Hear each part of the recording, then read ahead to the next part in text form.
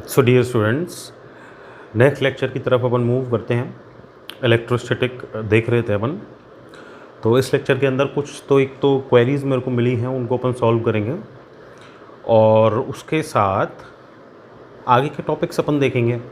Coulomb law है इस lecture के अंदर स्पेशली, तो उसको और उसके क्वेश्चंस को अपन को देखना है। तो पहले क्वेरीज सॉल्व करते हैं। कुछ एक क्वेरीज़ मुझे सेंड की हैं ऋतुराज ने, तो 4-5 क्वेरीज़ हैं, उनको देख लें अपन। तो जो फर्स्ट क्वेरी मुझे मिली है that is there is a charge. कितना चार्ज है? ये क्यू चार्ज है ना, which is kept in inner cavity. एक कैविटी है, उसके अंदर इस चार्ज क्यू को प्लेस कर रखा है। एंड अ चार्ज 2q, एक और चार्ज है 2q क्वांटिटी है, उसकी मैग्नीट्यूड है उसका, that is given to inner shell. तो कोई शेल है, उसको दे रखा है वो 2q चार्ज अपन ने, है ना। फिर आगे बोल रहा है चार्ज 3q, एक और चार्ज की क्वांटिटी है 3q, that is given to outermost shell. एक और शेल है सबसे बाहर वाला, मतलब दो शेल हैं, एक को दिया है 2q चार्ज और एक को दिया है 3q चार्ज, और अंदर वाला जो शेल है उसकी कैविटी में रखा हुआ है q charge. As shown in figure, मेरे को फिगर भी मिला है साथ में, वो मैं बनाऊंगा अभी। तो मुझे क्या फाइंड करना? Find the charges at the surfaces A, B and C. तो सबसे पहले तो वो फिगर अपन ड्रॉ कर लेते हैं, जो फिगर अपन को मिला है। तो ये मेरे पास एक शेल है, ठीक है भाई,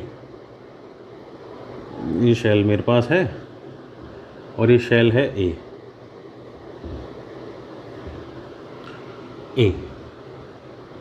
ठीक है, अब ये कैविटी हो गई इसकी, इनर कैविटी जैसा बोल रहा है क्वेश्चन में, और एक ये आउटर शेल है, आउटर मोस्ट शेल।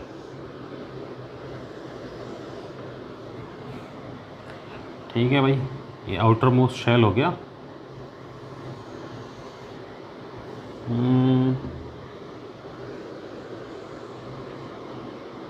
ये हो गया आउटर मोस्ट शेल, ठीक है। अब ये आउटर मोस्ट शेल जो है वो अकॉर्डिंग टू क्वेश्चन क्या है? बी है। अब क्वेश्चन मेरा क्या बोल रहा है कि भाई ये जो कैविटी है अंदर, इसको कितना चार्ज दिया है अपन ने?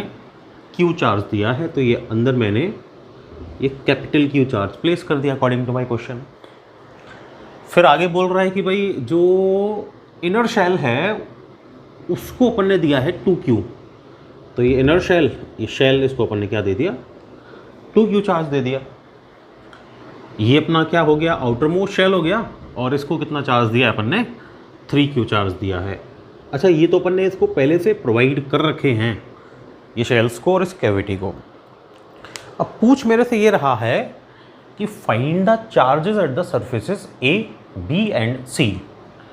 ठीक है भाई, तो सरफेस ए तो ये हो गया, बी ये हो गया, और सी सरफेस मेरे को दे रखा है ये बाहर वाला सरफेस। ठीक है, तो मेरे से ये क्वेश्चन पूछ रहा है, ठीक है। तो ए बी सी सरफेस पे मेरे से चार्ज पूछ रहा है ए, अच्छा सॉरी, ये तो मेरे को दे रखा है ए, ये मेरे को दे रखा है इन्होंने बी, और ये मेरे को दे रखा है इन्होंने सी।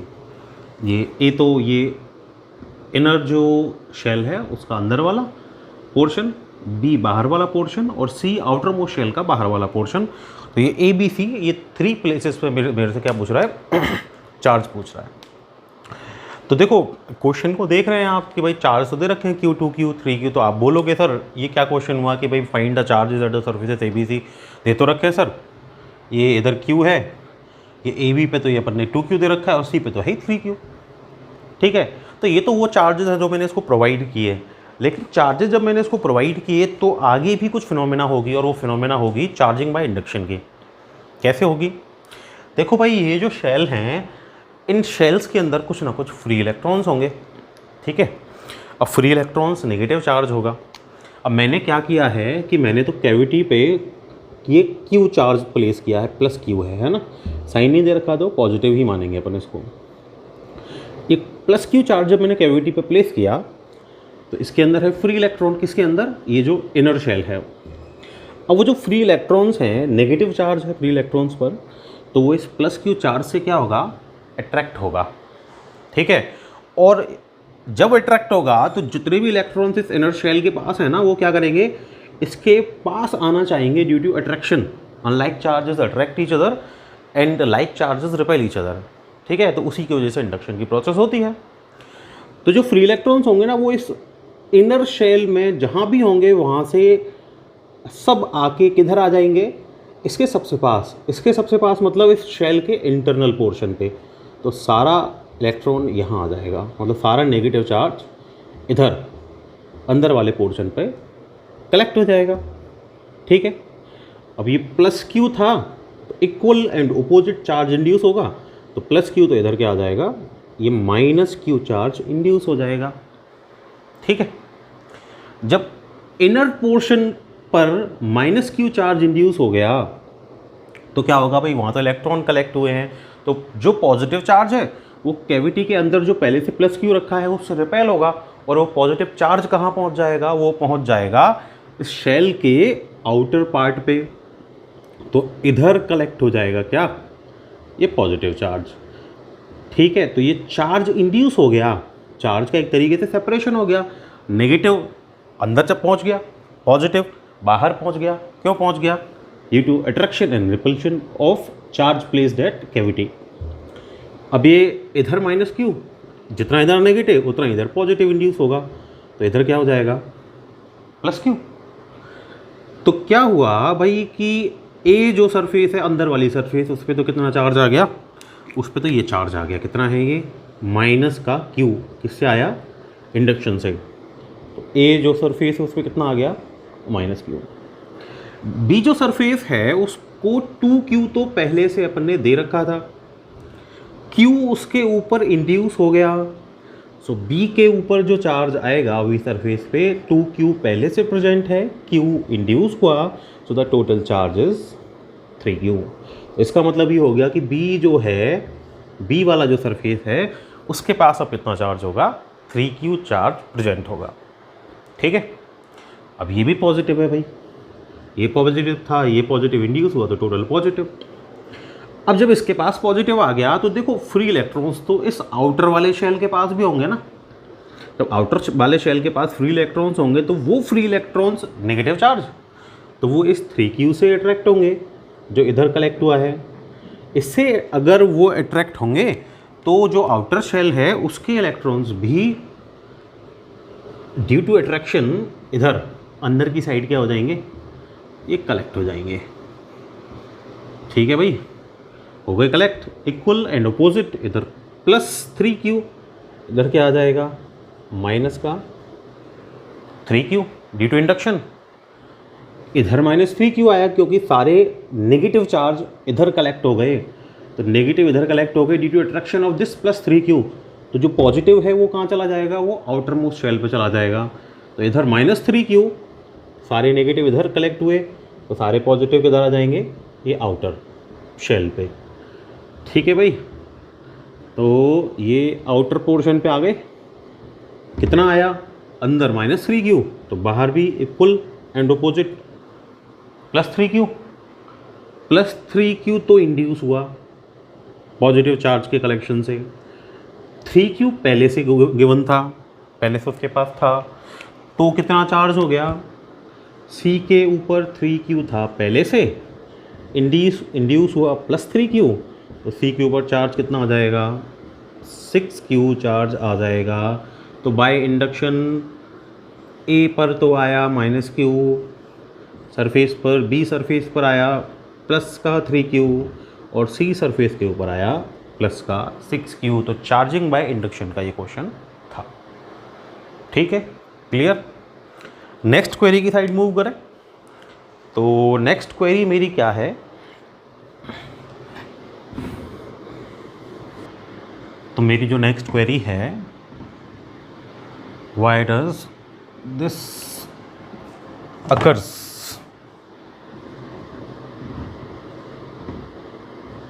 क्या कह रही है मेरी नेक्स्ट क्वेरी, कि when a hand approaches a charge weight suspended, एक चार्ज वेट है मेरे पास, कोई वेट है, चार्ज है उसके पास, that is suspended with a silk thread, उसको सिल्क थ्रेड से मैंने सस्पेंड किया है। तो सिल्क तो है इंसुलेटर, मतलब इंसुलेटर के साथ एक चार्ज बॉडी मैंने सस्पेंड कर रखी है, जैसा क्वेश्चन में बोल रहा है। मतलब ये एक थ्रेड है, ठीक है भाई, और इस थ्रेड के साथ मैंने ये चार्ज बॉडी क्या कर रखी है, सस्पेंड कर रखी है, ठीक है। अब आगे क्या बोल रहा था, weight is attracted towards the hand, कि जब इसके पास मैं हाथ लेके आता हूँ ना अपना, अच्छा इस क्वेश्चन में तो मेरे को ध्यान नहीं कि भाई इसके पास पॉजिटिव चार्ज है नेगेटिव चार्ज है, तो मैं लेट कर लेता हूँ कि इसके पास पॉजिटिव चार्ज है, नहीं पॉजिटिव चार्ज मैंने लेट कर लिया। अब बोल ये रहा है कि भाई जब इसके पास अपना हाथ आप लेके जाओगे ना, ये क्या होती है, ये अट्रैक्ट होता है क्या, वेट, किससे, हाथ से। वाई डज दिस अकर्स, ऐसा क्यों होता है ये मेरे को बताना है। तो देखो क्या होगा कि भाई ये तो है अपनी बॉडी, वो बॉडी जो चार्ज बॉडी थी, है ना। अब मान लो मैं इसके पास अपना हाथ लेके जाता हूँ, है ना, ये मैं अपना हाथ इसके पास लेके गया,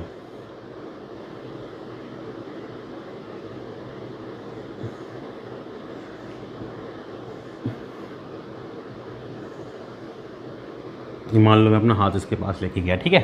क्या होगा भाई, देखो मेरा हाथ है, इसके भाई हर एक जो ऑब्जेक्ट है वो तो एटम से ही बना हुआ है, ऐसा अपन मानते हैं नेचर के अंदर। अब ऑब्जेक्ट है एटम से बना हुआ है, तो एटम के पास तो इलेक्ट्रॉन और प्रोटॉन होते हैं, इलेक्ट्रॉन होते हैं आउटर ऑर्बिट में। तो वो इलेक्ट्रॉन क्या है कि भाई हर एक चीज़ के अंदर प्रेजेंट है, तो वो फ्री भी हो सकते हैं ना, एनर्जी मिल जाती है। तो 11th क्लास में अपन ने पढ़ा है कि एनर्जी लेके इलेक्ट्रॉन ऑर्बिट से बाहर आ जाते हैं, तो those are called free electrons. तो फ्री इलेक्ट्रॉन्स क्या है, ऑब्जेक्ट्स पे प्रेजेंट होते हैं। अब क्या होगा कि यहाँ भी same concept charging by induction he apply हो रहा है। जब आप हाथ को पास लेके जाओगे चार्ज बॉडी के, तो क्या होगा कि भाई इनिशियली मान लो आपके हाथ पे भाई न्यूट्रल है, वैसे तो इलेक्ट्रिकली न्यूट्रल क्यों है, इसलिए है क्योंकि जितना पॉजिटिव उतना नेगेटिव, ये negative positive negative positive negative positive ये सब अपने पास है, नेगेटिव पॉजिटिव। तो मैंने क्या है, इक्वल चार्ज पहले प्रेजेंट है, तो इसीलिए अपन को क्या अपने हाथ पे कोई चार्ज फील नहीं होता, क्योंकि जो भी चार्ज है वो नेगेटिव और पॉजिटिव इक्वल है, तो इलेक्ट्रिकली तो न्यूट्रल है, ठीक है। लेकिन क्या होगा कि जैसे ही मैं अपना इलेक्ट्रिकली न्यूट्रल हैंड इस चार्ज बॉडी के पास लेके जाऊंगा, चार्ज बॉडी के पास लेके गया, तो क्या होगा कि भाई देखो ये इसके पास है पॉजिटिव चार्ज, ठीक है, और like charges repel each other, unlike charges attract each other, है ना। तो ये जो पॉजिटिव है ना, ये क्या करेगा कि इधर जो फ्री इलेक्ट्रॉन्स है, इधर जो नेगेटिव चार्ज है, उस नेगेटिव चार्ज कहाँ, मेरे हाथ पे जो नेगेटिव चार्ज है उसको तो करेगा अट्रैक्ट, और मेरे हाथ पे जो पॉजिटिव चार्ज है उसको क्या करेगा, रिपेल, ठीक है। तो रिपेल और अट्रैक्ट जब करेगा, पॉजिटिव नेगेटिव को अट्रैक्ट करेगा, पॉजिटिव पॉजिटिव को रिपेल करेगा, तो क्या होगा कि भाई इधर जो नेगेटिव चार्ज है ना, वो सारा नेगेटिव चार्ज अट्रैक्ट होगा, तो वो इसके पास आना चाहेगा, अट्रैक्शन का यही मीनिंग होता है। और इस पे जो पॉजिटिव चार्ज है वो इससे दूर जाना चाहेगा, रिपल्शन का यही मीनिंग होता है। तो जो नेगेटिव चार्ज है ना, उस नेगेटिव चार्ज की क्या होगी, एक साइड शिफ्टिंग हो जाएगी, मतलब पॉजिटिव चार्ज तो दूर की साइड भागेगा और जो नेगेटिव चार्ज है वो पास की साइड जाएगा। तो पास की साइड तो क्या होगा कि भाई नेगेटिव चार्ज, और दूर की साइड क्या होगा भाई, पॉजिटिव चार्ज इंड्यूस हो जाएगा। इंड्यूस होने का यही तो मीनिंग होता है ना।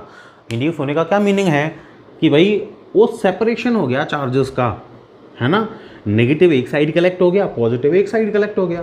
तो जब ऐसा होगा तो क्या होगा कि भाई ये पॉजिटिव तो इस नेगेटिव से अट्रैक्ट होगा, ठीक। अब क्या होगा कि भाई ये जो ऑब्जेक्ट है ये लाइटर ऑब्जेक्ट है, लेट, और मेरा हाथ जो है वो तो हैवियर ऑब्जेक्ट है, मेरी बॉडी के साथ अटैच है। तो क्या होगा कि भाई अट्रैक्शन होगा, तो या तो ये ऑब्जेक्ट मेरे हाथ को खींच ले, मेरा हाथ हैवी है तो इस ऑब्जेक्ट को खींच ले। तो ये पॉजिटिव चार्ज जब इस नेगेटिव चार्ज जो इंड्यूस हुआ है इससे अट्रैक्ट होगा, तो ये जो ऑब्जेक्ट है ना अपने ये प्लेस से आगे की साइड शिफ्ट होगा, और आगे की साइड शिफ्ट होके क्या हो जाएगा, ये मेरे हैंड से ये अट्रैक्ट हो जाएगा। क्यों हुआ अट्रैक्ट, इसलिए हुआ अट्रैक्ट क्योंकि मेरे हाथ पे चार्ज इंड्यूस हुआ। कैसा चार्ज इंड्यूस हुआ, जो चार्ज बॉडी पे चार्ज था उसका जस्ट अपोजिट नेचर का चार्ज यहाँ इंड्यूस हुआ, और उस इंडक्शन की प्रोसेस की वजह से जो अनलाइक चार्जेस थे उनमें अट्रैक्शन हुआ, और अट्रैक्शन होने की वजह से जो लाइटर ऑब्जेक्ट था वो हैवियर ऑब्जेक्ट की साइड क्या कर गया, मूव कर गया। ठीक है, तो इस तरह हमारा जो अनचार्ज्ड इलेक्ट्रिकली न्यूट्रल हैंड होता है वो इस सिल्क थ्रेड के साथ अटैच चार्ज्ड वेट को क्या कर लेता है, अपनी साइड अट्रैक्ट कर लेता है। ठीक है, नेक्स्ट क्वेरी की साइड मूव करते हैं। आई होप सॉल्व हो गई होगी। तो नेक्स्ट क्वेरी जो मेरे को दे रखी है उसकी साइड अपन मूव करते हैं। What happens to the pith ball. ठीक है भाई, क्या है नेक्स्ट क्वेरी मेरी कि भाई there is a positively charged glass rod. एक ग्लास रॉड है, पॉजिटिवली अपन ने उसको चार्ज कर रखा है। चैप्टर के स्टार्टिंग में पढ़ा था अपन ने, ग्लास रॉड को जब आप रब करते हो सिल्क के साथ तो उसके ऊपर पॉजिटिव चार्ज आ जाता है। तो ग्लास रॉड को इजीली आप चार्ज कर सकते हो। कौन सा चार्ज दे सकते हो, पॉजिटिव चार्ज दे सकते हो। उसको आप क्या कर रहे हैं, brought near N uncharged pith ball. एक पिथ बॉल है, ठीक, पिथ बॉल पेंडुलम है, मतलब एक थ्रेड ले रखा है ना, और एक थ्रेड लेके उस पर ये पिथ बॉल अपन ने सस्पेंड कर रखी है ना, पिथ बॉल सस्पेंड कर रखी है, बन गया पेंडुलम, है ना। यही होता है पेंडुलम। क्या होता है कि अगर किसी भी एक मास को अपन इन एक्सटेंसिबल स्ट्रिंग के साथ सस्पेंड करें तो वही जो स्ट्रक्चर बनता है वही पेंडुलम होता है। तो एक पिथ बॉल को सस्पेंड कर दिया थ्रेड के साथ, पेंडुलम बन गया। अब ये बोल रहा है कि what happens to the pith ball. Pith ball के साथ क्या होगा, कब, जब एक ग्लास रॉड जो चार्ज है उसको इस पिथ बॉल पेंडुलम के पास लाया जाए। तो सेम क्वेश्चन है जो अभी मैंने सॉल्व किया है, वही कॉन्सेप्ट है चार्जिंग बाय इंडक्शन। कैसे है, पिथ बॉल है भाई, चार्ज से होगा, पॉजिटिव भी होगा इसके पास, नेगेटिव भी होगा। क्यों, एटम तो सबके पास हैं, चार्ज तो सबके पास होते हैं, इक्वल होते हैं पॉजिटिव नेगेटिव, इसलिए हर एक ऑब्जेक्ट इलेक्ट्रिकली न्यूट्रल होता है। लेकिन फिर भी चार्ज तो हर एक ऑब्जेक्ट के पास प्रेजेंट है ही, नेगेटिव भी है, इलेक्ट्रॉन भी है, प्रोटॉन भी है। ठीक है, तो क्या होगा भाई कि ग्लास रॉड है, ये सिंपली सस्पेंडेड था पहले, अब ले आया मैं क्या, ग्लास रॉड। तो ये ग्लास रॉड मैं लेके आया, ग्लास रॉड ले आया मैं इसके पास, ये ले आया ग्लास रॉड। ठीक है भाई, ये ग्लास रॉड ले आया इसके पास। कैसा चार्ज है ग्लास रॉड के ऊपर, पॉजिटिव चार्ज है ग्लास रॉड के ऊपर। ये ना भाई पॉजिटिव चार्ज है ना, ये पॉजिटिवली चार्ज ग्लास रॉड ले आया मैं इसके पास। अब क्या होगा कि पिथ बॉल के ऊपर पॉजिटिव भी है नेगेटिव भी है, पर दोनों इक्वल हैं। ठीक है, इसलिए पिथ बॉल इलेक्ट्रिकली न्यूट्रल है। कोई भी ऑब्जेक्ट होता है वो इलेक्ट्रिकली न्यूट्रल इसीलिए होता है क्योंकि उसके अंदर नेगेटिव चार्ज और पॉजिटिव चार्ज इक्वल होते हैं। लेकिन क्या होगा कि जैसे ही मैं पॉजिटिवली चार्ज ग्लास रॉड लाऊंगा तो वही इंडक्शन की फिनोमेना होगी, मतलब इसके अंदर जो फ्री इलेक्ट्रॉन्स होंगे, इसके अंदर जो नेगेटिव चार्ज होगा वो इस positive charge of glass rod से अट्रैक्ट होगा, तो वो इसके पास आना चाहेगा, तो वो इसके नियर एंड पे यहाँ कलेक्ट हो जाएगा नेगेटिव चार्ज। ये आ गया, ये आ गया, ये आ गया, ये नेगेटिव चार्ज कहाँ आ गया, नियर एंड पे। ठीक है, अब जो इसके अंदर पॉजिटिव था वो सारा पॉजिटिव कहाँ चला जाएगा भाई, रिपल्शन होगा पॉजिटिव पॉजिटिव में, तो वो फार्दर एंड पे, दूर वाले एंड पे चला जाएगा। पॉजिटिव से रिपल्शन हो रहा है ना, तो दूर वाले एंड पे चला गया तो क्या होगा, सेपरेशन हो गया। तो बाय इंडक्शन चार्ज इंड्यूस हो गया, चार्ज इंड्यूस हो गया, तो this negative charge will be attracted by this positive. ठीक है, this positive charge will be repelled by this positive. अच्छा, अभी भी पिथ बॉल पे अगर मैं पूछूँ ना नेट चार्ज कितना है, तो पिथ बॉल पे नेट चार्ज तो अभी भी 0 ही है। क्यों, क्योंकि जितना इधर पॉजिटिव कलेक्ट हुआ उतना ही इधर नेगेटिव कलेक्ट हुआ। तो as a system, as a body जब मैं इसकी बात करूँ ना, तो अभी भी नेट चार्ज तो 0 ही है। पर चार्ज इंड्यूस होने से मतलब ये है कि भाई चार्जेस का सेपरेशन हो गया, एक साइड नेगेटिव कलेक्ट हो गया, एक साइड पॉजिटिव कलेक्ट हो गया। तो इस एंड पे नेगेटिव इंड्यूस हुआ है, इस एंड पे पॉजिटिव इंड्यूस हुआ है।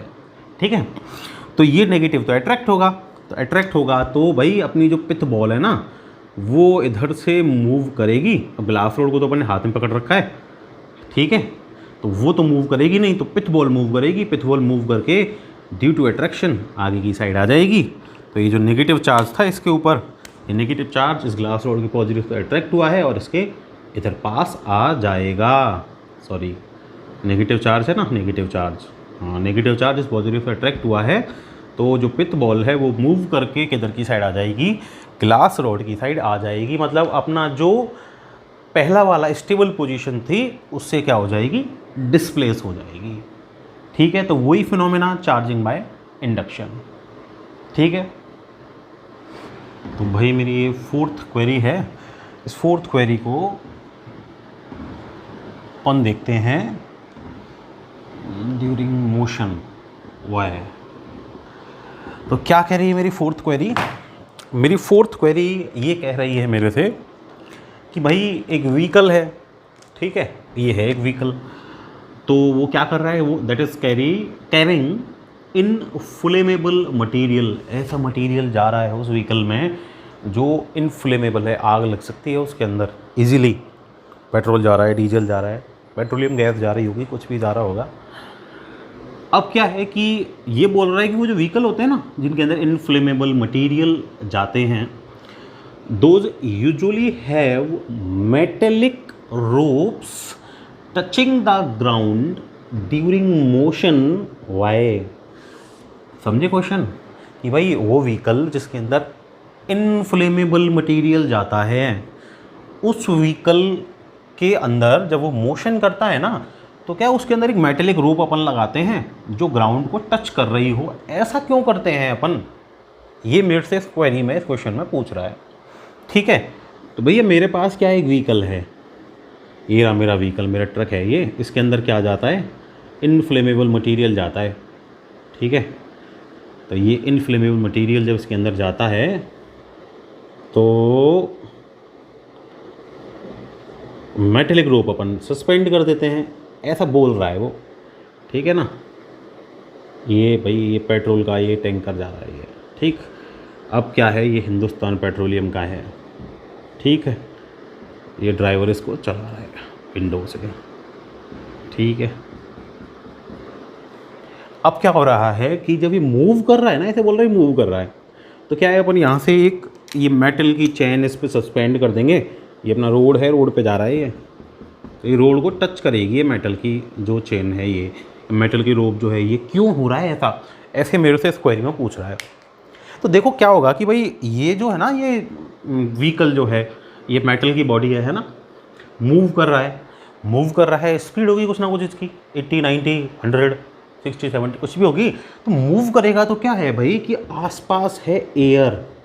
ठीक है, अब ये जो एयर है, ये जब मूव कर रहा है तो इस एयर को कट करता हुआ मूव कर रहा है। तो ये जो एयर है ना, इस एयर के पार्टिकल्स का फ्रिक्शन हो रहा है इसकी बॉडी के साथ। और अपन ने इसी चैप्टर में चार्जिंग बाय फ्रिक्शन पढ़ा है कि जब भी कोई दो चीज़ें आपस में फ्रिक्शन करती हैं तो इलेक्ट्रॉन्स फ्री हो जाते हैं, फ्री होके वो एक ऑब्जेक्ट से दूसरे ऑब्जेक्ट पे जाते हैं और उससे जो ऑब्जेक्ट हैं वो चार्ज्ड हो जाते हैं। ऐसा अपन ने चार्जिंग बाय फ्रिक्शन में पढ़ा है। तो यहाँ भी वही सेम प्रोसेस होगी। कैसे होगी कि भाई जब एयर के साथ फ्रिक्शन होगा ना, उस एयर फ्रिक्शन से क्या होगा कि एयर के अंदर से जो चार्ज है वो इस व्हीकल की बॉडी पे आ जाएगा। लेट कोई भी चार्ज आया, लेट इसने इलेक्ट्रॉन्स ले लिए तो इसके पास क्या आ गया, नेगेटिव चार्ज आ गया चार्ज। अब ये चार्ज तो क्या होगा, कलेक्ट होता रहेगा। ये भी एक एनर्जी का ही फॉर्म है। तो क्या होगा कि जब बहुत सारा चार्ज कलेक्ट हो जाएगा, ठीक है, तो क्या होगा कि बहुत सारी एनर्जी इस पर कलेक्ट हो गई, तो ये चार्ज क्या कर सकता है, इसके अंदर स्पार्किंग हो सकती है। तो बहुत ज़्यादा चार्ज आ जाएगा तो क्या होगी, स्पार्किंग भी तो चार्ज का ही फॉर्म है। तो स्पार्किंग होगी तो उससे क्या होगा, ब्लास्ट हो जाएगा, आग लग जाएगी, फायर कैच कर जाएगा। तो ये जो चार्ज यहाँ जनरेट हो रहा है ना एयर फ्रिक्शन से, ये यहाँ नहीं रहे, इसके लिए इसको एक कंडक्टिंग पाथ चाहिए। कंडक्टिंग पाथ कहाँ के लिए, अर्थ के लिए, क्योंकि मैंने आगे के लेक्चर्स में ये बताया था, स्टार्टिंग के लेक्चर्स में बताया है कि earth is a source as well as sink of charge. Earth से चार्ज ले भी सकते हैं, अर्थ को इनफाइनाइट चार्ज आप दे भी सकते हैं। तो इसके ऊपर जो ये चार्ज कलेक्ट हुआ है, इस चार्ज को ग्राउंड करने के लिए, इस चार्ज को अर्थ करने के लिए अपन इसके साथ एक ये मेटल का चेन कनेक्ट करते हैं। ये चेन ग्राउंड को टच करती है, उससे क्या होगा कि भाई यहाँ जो चार्ज जनरेट हुआ ना, ये चार्ज इधर से होता हुआ कहाँ चला जाएगा, सीधा ये सीधा जाएगा ग्राउंड के अंदर, और ग्राउंड के अंदर जाएगा अर्थ उस चार्ज को एब्जॉर्ब कर लेगी। मेरे व्हीकल पे कोई चार्ज नहीं बचा, तो मेरा जो व्हीकल है वो सेफ है। तो इस तरह एयर फ्रिक्शन से जो चार्ज जनरेट हुआ उससे वहाँ स्पार्किंग नहीं हो, उससे सेफ रखने के लिए अपन ने क्या किया है, इस व्हीकल के साथ इस मेटेलिक चेन को, इस मेटेलिक रोप को अटैच किया है। ठीक है ना? ठीक है भाई, तो ये तो हो गई हमारी क्वेरीज। अब अपन एक टॉपिक कर लेते हैं इस लेक्चर के अंदर। तो अपना जो नेक्स्ट टॉपिक है दैट इज़ कूलॉम्स लॉ। क्या कहता है भाई कूलॉम्स लॉ? देखो, इस चैप्टर के स्टार्टिंग से अपन कहते आ रहे हैं कि भाई like charges, positive positive, negative negative, those repel each other, है ना। और जो अनलाइक चार्जेस हैं वो करते हैं एक दूसरे को अट्रैक्ट। ठीक है, और रिपल्शन और अट्रैक्शन दोनों क्या हैं भाई? फोर्स ही तो हैं। The process of pushing and pulling is called force. So attraction and repulsion are force. इसका मतलब लाइक चार्जेस भी फोर्स लगाते हैं और अनलाइक चार्जेस भी फोर्स लगाते हैं। तो वो जो फोर्स लगाते हैं ना, वो फोर्स कितना लगाते हैं वो बताया था किसने? कूलॉम ने। तो वही कूलॉम का लॉ है। क्या कहता है कूलॉम का लॉ? कूलॉम का लॉ ये कहता है कि भाई मान लो मेरे पास दो चार्ज हैं, ये है Q1 और एक और चार्ज है वो है Q2। ठीक है, अब ये जो चार्जेस है ना, चार्जेस, इनका जो डिस्टेंस है वो है r। अच्छा, ये जो r डिस्टेंस है ना, वो सेंटर टू सेंटर डिस्टेंस है। इस चार्ज के सेंटर से इस चार्ज के सेंटर तक का डिस्टेंस है। तो ये r डिस्टेंस दोनों में है। ठीक है, अब जब ये r डिस्टेंस दोनों में है तो चार्ज तो हैं, तो चार्ज हैं तो फोर्स लगेगा, या तो रिपेल करेंगे, अट्रैक्ट करेंगे। लाइक चार्जेस होंगे तो रिपेल करेंगे, अनलाइक चार्जेस होंगे तो अट्रैक्ट करेंगे। लेकिन कितना करेंगे? तो कूलॉम ने ये कहा कि भैया ये जो Q1 Q2 जो r डिस्टेंस पे रखे हैं ना, इनके बीच में जो फोर्स लगेगा ना, वो दो चीज़ों पे डिपेंड करेगा। पहली जो चीज़ है वो ये है कि जो फोर्स है ना इनके बीच में, that will be directly proportional to the product of magnitude of both the charges. मतलब जो दोनों चार्ज है ना, ये दोनों चार्जेस के मैग्नीट्यूड के प्रोडक्ट मल्टीप्लाई के डायरेक्टली प्रोपोर्शनल होगा। मतलब दोनों चार्ज की क्वांटिटी जितनी ज़्यादा होगी, फोर्स भी उतना ज़्यादा लगेगा। अच्छा, मैग्नीट्यूड लिया है, इसका क्या मतलब है? मैग्नीट्यूड का मतलब ये है कि भाई कूलॉम लॉ के अंदर जो साइन है ना, साइन चार्ज का, उसका यूज़ नहीं है। मतलब ये है कि भाई जो फोर्स लगेगा ना, उस फोर्स का जो मैग्नीट्यूड है ना, वो नेचर ऑफ चार्ज पे डिपेंड नहीं करेगा। अगर दो चार्ज पॉजिटिव हैं, दो चार्ज नेगेटिव हैं, एक पॉजिटिव है एक नेगेटिव है, तो उनका नेचर आप साइड में रख दो। जो फोर्स का मैग्नीट्यूड होगा ना, वो तो ओनली उनके मैग्नीट्यूड्स, किनके मैग्नीट्यूड्स? चार्ज के मैग्नीट्यूड से ही डिसाइड होगा। ऐसा नहीं है कि पॉजिटिव में तो कुछ और फोर्स लगेगा, नेगेटिव में कुछ और फोर्स लगेगा, एक जैसा लगेगा अगर चार्जेस की क्वांटिटी सेम है तो। ठीक है भाई, तो साइन मायने नहीं रखता, तो ओनली मैग्नीट्यूड्स पे डिपेंड करता है। ठीक है ना। दूसरी चीज़ क्या है? दूसरी चीज़ भाई ये इनवर्स स्क्वायर लॉ को फॉलो करता है। कौन फॉलो करता है? Coulomb law. क्या है inverse square law? Inverse square law तो ये कहता है, न्यूटन्स लॉ में पढ़ा है ना पहले 11th क्लास में, कि कोई भी जो फोर्स है ना, वो अगर डिस्टेंस के स्क्वायर के इन्वर्सली प्रोपोर्शनल है तो वो इन्वर्स स्क्वायर लॉ होता है। तो यहाँ भी वही है कि भाई यहाँ भी जो कूलॉम लॉ है, कूलॉम फोर्स है, वो कूलॉम फोर्स डिस्टेंस के स्क्वायर के इन्वर्सली प्रोपोर्शनल है। मतलब जैसे जैसे डिस्टेंस इंक्रीज होगा चार्जेस का, जैसे जैसे r इंक्रीज होगा वैसे वैसे f की वैल्यू क्या होगी? रिड्यूस होगी। और जैसे जैसे चार्ज इंक्रीज होगा वैसे वैसे f की वैल्यू इंक्रीज होगी। तो ये दो फैक्टर्स पे डिपेंड कर रहा है, मैग्नीट्यूड ऑफ चार्जेस के डायरेक्टली प्रोपोर्शनल, डिस्टेंस के स्क्वायर के इन्वर्सली प्रोपोर्शनल।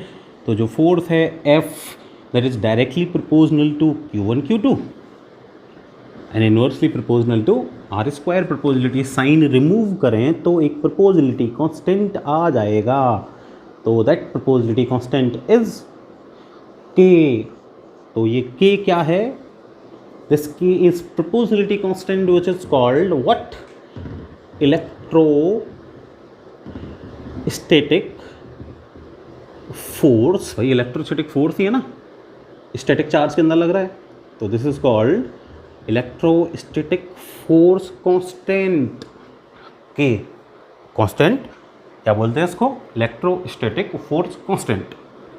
अच्छा ये जो के है ना, के, ये के डिपेंड करता है किस पे डिपेंड करता है, ये के डिपेंड करता है मीडियम पे।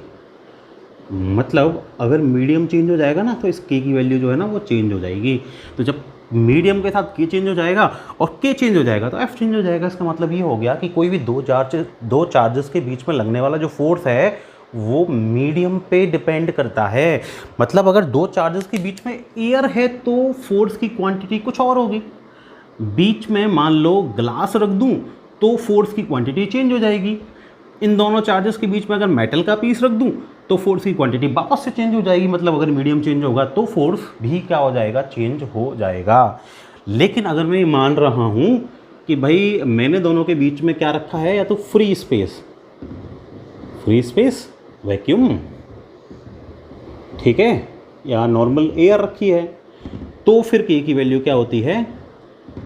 अगर ऐसा ही मैं ले रहा हूँ ऐसा ही सिस्टम के अंदर ले रहा हूँ 9 × 10⁹ न्यूटन इंटू मीटर स्क्वायर पर कूलॉम स्क्वायर, किसके अंदर, ऐसा ही सिस्टम के अंदर। लेकिन अगर CGS के अंदर लूँगा ना, CGS सेंटीमीटर ग्राम सेकेंड वाला जो सिस्टम है उसके अंदर वैल्यू होगी ओनली 1। ठीक है भाई, ओनली 1।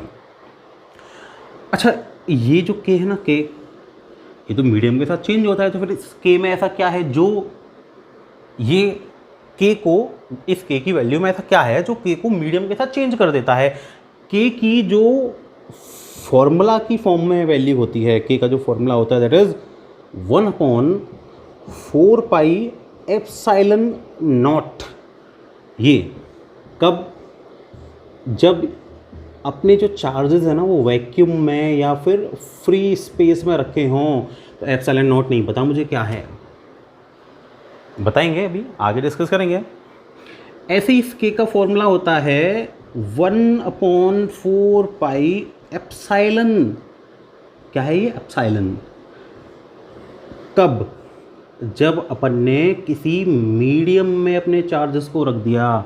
तो ये के की वैल्यू कब, जो वैक्यूम में रखा, और जब ये के की वैल्यू कब, जब अपन ने इसको कहाँ रखा, मीडियम में रखा। अच्छा ये जो ε0 है ना, ये ε0, ये वाला ε0, ये जब वैक्यूम में रखा तो ये जो होता है इसको बोलते हैं परमिटिविटी। क्या बोलते हैं, परमिटिविटी। किसकी, वैक्यूम की या फ्री स्पेस की। क्या बोल रहे हैं इसको, इसको बोल रहे हैं परमिटिविटी। ठीक है भाई, वैल्यू क्या है इसकी 8। अच्छा ये जो वैल्यू बता रहा हूँ ये ओनली किसके लिए है, वैक्यूम के लिए, फ्री स्पेस के लिए। 8.854 × 10⁻⁻12 कूलॉम स्क्वायर पर न्यूटन इंटू मीटर स्क्वायर। कितनी, 8.854 × 10⁻12 कूलॉम स्क्वायर पर न्यूटन इंटू मीटर स्क्वायर। पर किसके लिए है, ओनली वैक्यूम के लिए। मतलब परमिटिविटी ऑफ वैक्यूम की वैल्यू है ये। मीडियम के लिए तो डिफरेंट होती है, मीडियम के साथ चेंज हो जाती है। ठीक है, एक्चुअली में ये जो ε0 या एप्सिलॉन है ना, यही वो कांस्टेंट है, जो ये डिसाइड करता है कि किसी भी मीडियम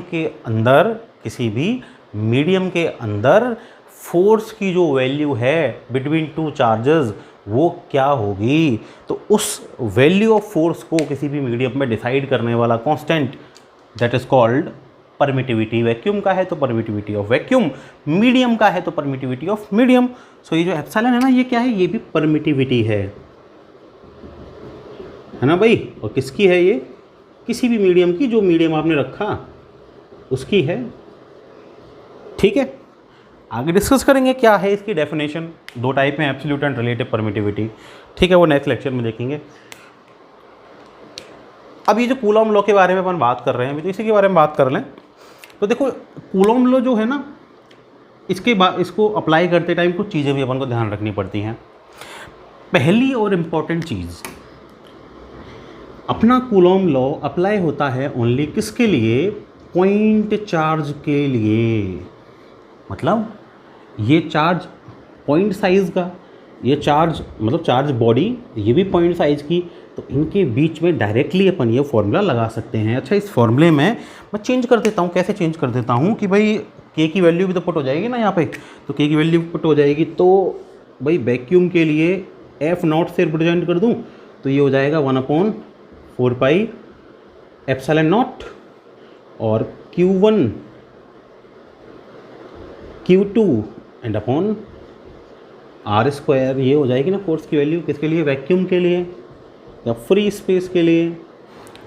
और मीडियम के लिए बात करूं तो मीडियम के लिए हो जाएगा भाई एफ एम से डिनोट कर लेता हूं, तो मीडियम के लिए के की वैल्यू पुट कर दूं 1/4 पाई एप्सिलॉन, और ये Q1 और ये Q2 और अपॉन में क्या हो जाएगा R स्क्वायर, तो ये मीडियम के अंदर फोर्स होगा।